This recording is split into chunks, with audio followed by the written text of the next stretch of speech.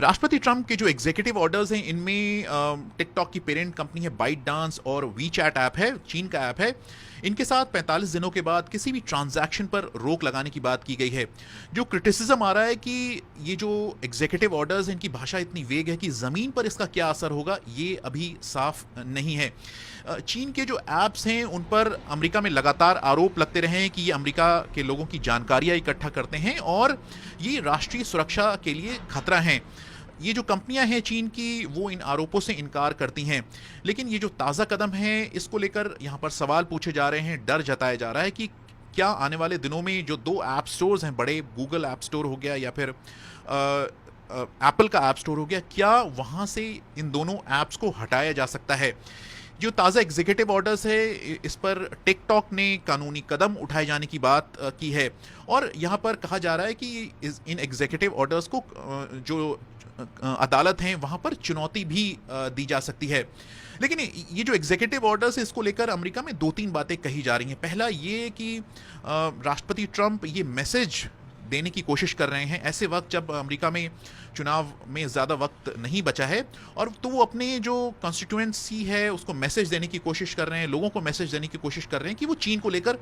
सख्त हैं। क्योंकि यहाँ पर जो कुछ पोल्स आए हैं हाल के दिनों में उनमें वो जो बाइडेन से, जो कि डेमोक्रेटिक पार्टी के प्रेसिडेंशियल कैंडिडेट हैं, उनसे पीछे चल रहे हैं। और इसके साथ ही साथ एक यहाँ पर हाल में सर्वे आया था जिसमें कहा गया था कि, और इस सर्वे में करीब 1000 लोगों से बात की गई और इस सर्वे में कहा गया कि करीब 73% लोग हैं अमेरिका में, उनकी सोच चीन को लेकर अनफेवरेबल है। तो राष्ट्रपति ट्रंप ऐसे वक्त जब चुनाव नजदीक है तो कोशिश कर रहे हैं मैसेज देने की कि चीन को लेकर वो सख्त हैं। दूसरी बात जो कही जा रही है वो काउंटर इंटेलिजेंस को लेकर कही जा रही है पहल,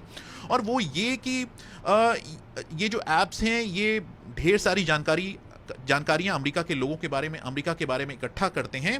और चीन का जो कानून है 2017 का, उसके मुताबिक अगर चीन की सरकार चाहे तो वो इन कंपनियों से इन जानकारियों को मंगवा सकती है और इन कंपनियों को वो जानकारी मुहैया करवानी होगी चीन की सरकार को।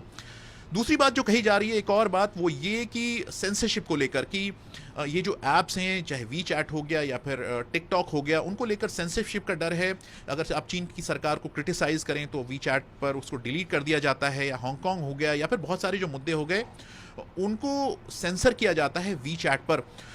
लेकिन एक और जो बड़ी फिक्र है वो ये कि चीन के जो लोग हैं या फिर चीन से जुड़े जो लोग हैं अमेरिका में रहते हैं, वो वापस अपना, जिनका परिवार है चीन में, वो उनसे कैसे संपर्क करेंगे। क्योंकि चीन में वी चैट के अलावा जो दूसरे ऐप्स हैं, चाहे वो व्हाट्सएप हो गया या फिर फेसबुक का मैसेंजर हो गया, वो काम नहीं करते, सिर्फ वी चैट काम करता है। तो इसे लेकर ये फिक्र है। कोरोना वायरस की बात करें तो एक ताज़ा स्टडी आई है यूनिवर्सिटी ऑफ वॉशिंगटन की जिसमें कहा गया है कि 1 दिसंबर तक अमेरिका में कोरोना वायरस से मरने वालों की तादाद है वो 3 लाख के नज़दीक तक जा सकती है। लेकिन इस स्टडी में यह भी कहा गया है कि अगर आज से लोग कंसिस्टेंटली फेस मास्क का इस्तेमाल करना शुरू कर दें तो